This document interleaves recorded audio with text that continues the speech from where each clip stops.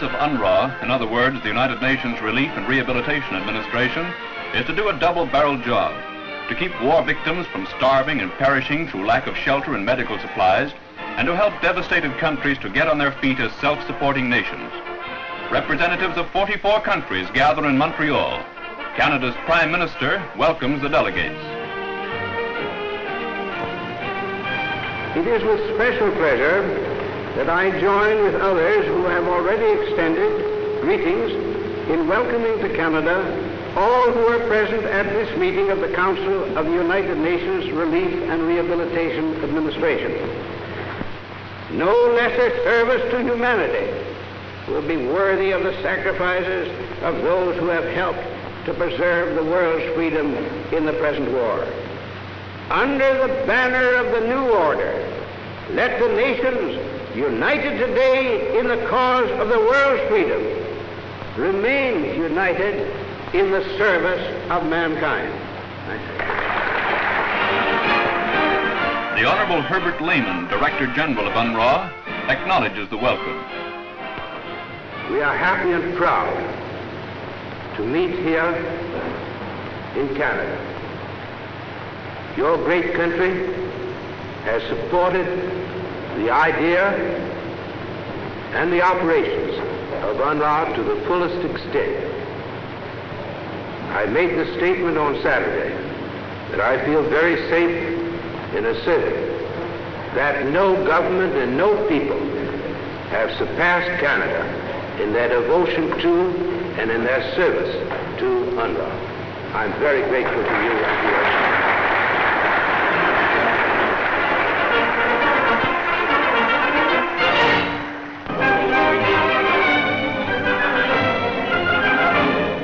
Behind the shattered Gothic line on the Italian front, elements of a Canadian division strike towards Rimini. The gateway to the Po Valley is stubbornly defended by the enemy. After preliminary bombardments, the enemy is pushed from his commanding positions to the left flank of the town, and Rimini is ours. To the army then falls the task of cleaning up the ruins.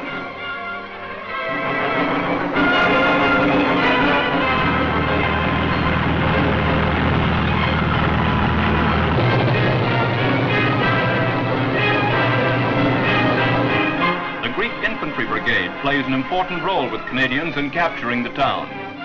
To the liberators, the happy smiles of the fair.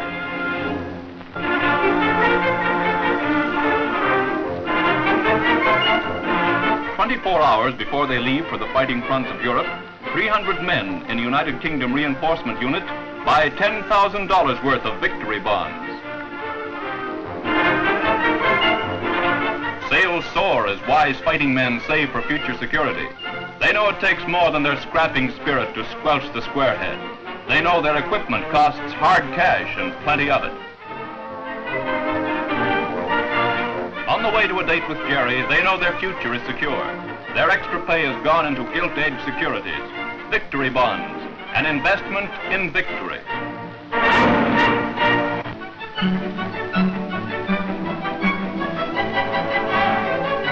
France, prefabricated airfield runways are surfaced in the record time of 14 hours for RCAF Typhoon. Under the supervision of officers of the RCE who devise new equipment to speed construction, an airfield is planned.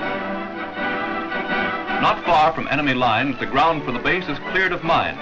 Bulldozer crews move into action, taking down obstructions around the area so dispersals can be made for aircraft.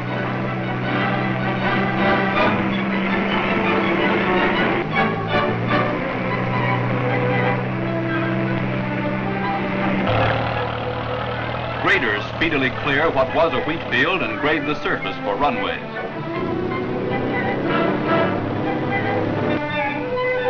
An important part of the streamlined construction is the drainage system. Having in mind the heavy rains which fall in the low countries, ditches are dug mechanically and drain pipes laid to keep the finished runways in perfect condition for landing.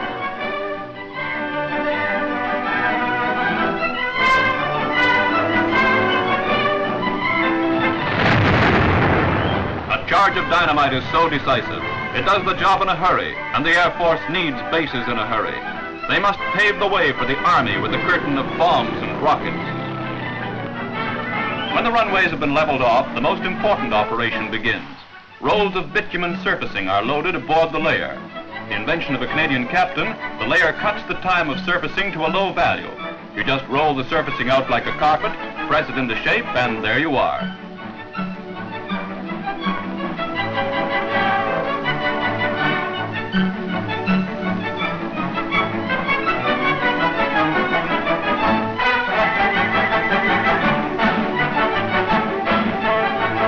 The wheat field of yesterday is now a completed airfield. Thanks to the new system of construction, planes are able to refuel at bases which are well forward in the Army area. Thus, when the Army calls for close support bombing, the RCAF is on the target right away. They provide the blasting power for the attack which is rocking the Reich.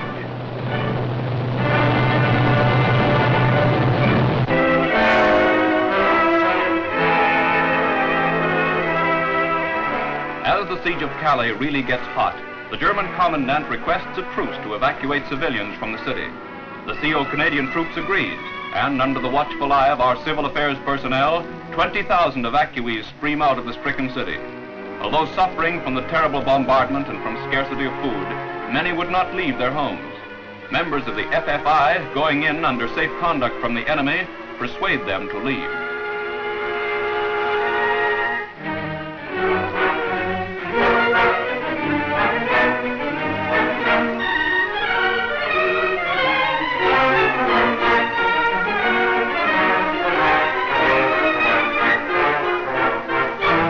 The Calais truce is in effect.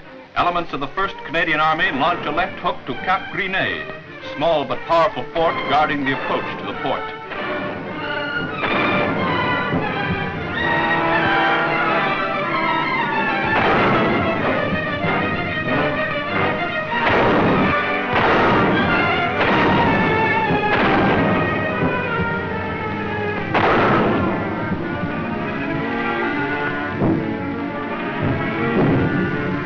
Heavies of Bomber Command renewed the attack on Calais by giving it more of the good old RCAF treatment.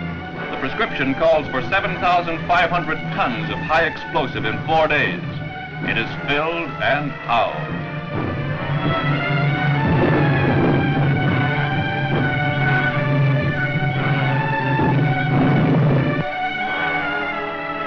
Neither flesh, blood, concrete, nor steel could stand up to the bombardment from land and air.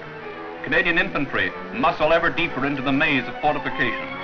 Troops well trained in street fighting battle their way into the citadel which guards the dock system. The city, which was the scene of the heroic rearguard action by a British rifle brigade in 1940, soon falls.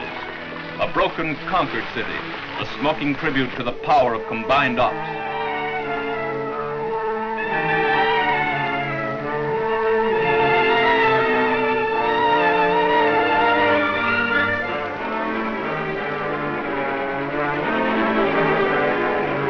Early in the attack, Jerry floods the approaches to the town. There's only one way through the watery maze. Canadians track it down and press home the attack along its path. Meanwhile, other Canadian units have smashed their way into Cap Gris-Nez. The tough garrison of over 2,000 is overwhelmed. It surrenders together with its general. 8 cross-channel guns are blown up and captured. No more will the giants belch their senseless fury against the peaceful Kentish coast towns. Broken monuments to checkmated oppression. Their power is smashed by a greater force of free nations.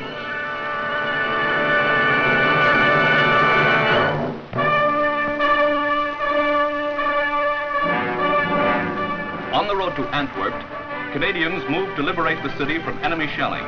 Plowing through the mud of Belgium, the objective is the Leopold Canal and the Scheldt estuary, bounding an enemy base commanding the sea route into Antwerp harbor. West of the harbor, our artillery is given the task of taking out a water tower used as an enemy OPIP. A 17-pounder responds with direct hits.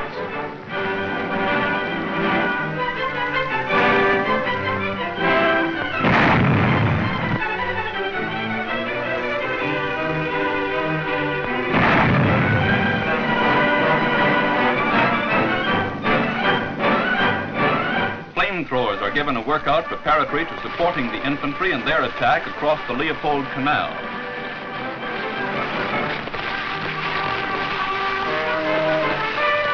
They provide hot arguments against resistance. Near Ypres, Canadian tanks clear the way with their guns.